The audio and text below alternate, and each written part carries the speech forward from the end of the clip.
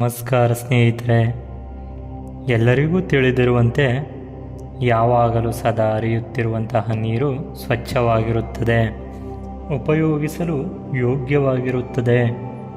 ಹಾಗೆಯೇ ಯಾವ ನೀರು ನಿಂತಲ್ಲಿಯೇ ಸದಾ ಇರುತ್ತದೆಯೋ ಆ ನೀರು ಸ್ವಲ್ಪ ದಿನಗಳ ನಂತರ ಕೊಳಕಾಗಿ ಕೆಸರಾಗಿ ಬಿಡುತ್ತದೆ. ಇದರಿಂದ ಪ್ರತಿಯೊಬ್ಬರೂ ಸಹ ಸದಾಕಾಲ ಕಾರ್ಯನಿರತರಾಗಿರಬೇಕು. ಇದರ ಬಗ್ಗೆ ಅರಿವು ಮೂಡಿಸುವಂತಹ ಗೌತಮ ಬುದ್ಧರ ಮತ್ತು ಒಬ್ಬ ಬಡ ವ್ಯಕ್ತಿಯ ಪ್ರಸಂಗವನ್ನು ನೋಡೋಣ.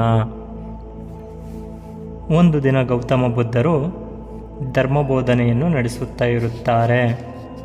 ಆಗ ಅಲ್ಲಿಗೆ ಜನರು ತಮ್ಮ ಕಷ್ಟಗಳನ್ನು ಹೇಳಿಕೊಳ್ಳಲು ಗೌತಮ ಬುದ್ಧರ ಬಳಿಗೆ ಬರುತ್ತಾರೆ.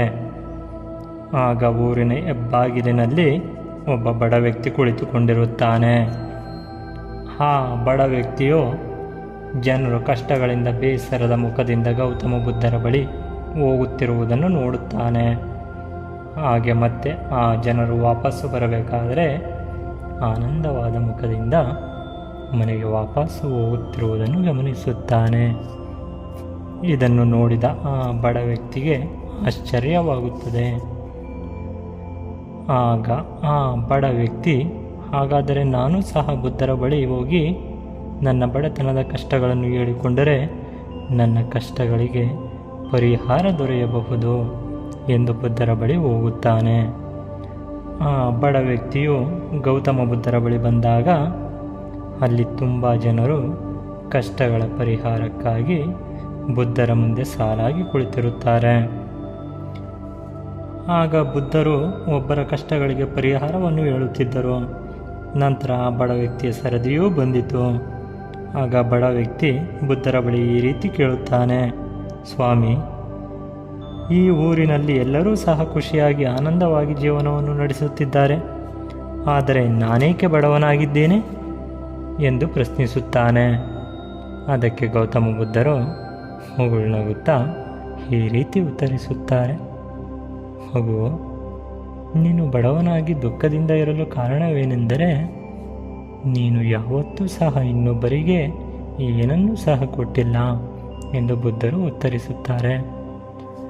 ಆಗ ಬಡ ವ್ಯಕ್ತಿಯು ಆಶ್ಚರ್ಯದಿಂದ, ಸ್ವಾಮಿ, ನಾನು ಇನ್ನೊಬ್ಬರಿಗೆ ಕೊಡಲು ನನ್ನ ಬಳಿ ಏನಿದೆ? ನಾನು ನನ್ನ ಒಂದು ದಿನದ ಊಟವನ್ನೇ ಜನರ ಬಳಿ ಭಿಕ್ಷೆ ಬೇಡಿ ಹೊಟ್ಟೆ ತುಂಬಿಸಿಕೊಳ್ಳುತ್ತಿದ್ದೇನೆ ಎಂದು ಉತ್ತರವನ್ನು ನೀಡುತ್ತಾನೆ. ಆಗ ಬುದ್ಧ ಭಗವಾನರು ಒಂದು ನಿಮಿಷ ಮೌನವಾಗಿದ್ದು ನಂತರ ಈ ರೀತಿ ಹೇಳುತ್ತಾರೆ, ನೋಡು ಮಗು, ನೀನು ಜನರಿಗೆ ಹಂಚಲು ಆ ಭಗವಂತನು ನಿನಗೆ ತುಂಬ ಕೊಟ್ಟಿದ್ದಾನೆ. ನಿನ್ನ ನಗು ಹಾಗೂ ಭರವಸೆಯ ಒಂದೆರಡು ಮಾತುಗಳನ್ನು ಹೇಳಬಹುದಲ್ಲವೇ?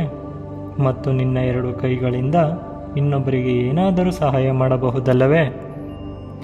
ಭಗವಂತನು ಯಾರಿಗೆ ಈ ಮೂರು ಗುಣಗಳನ್ನು ಕೊಟ್ಟಿರುತ್ತಾನೋ ಅವರು ಎಂದಿಗೂ ಸಹ ಬಡವರಾಗಿರುವುದಿಲ್ಲ.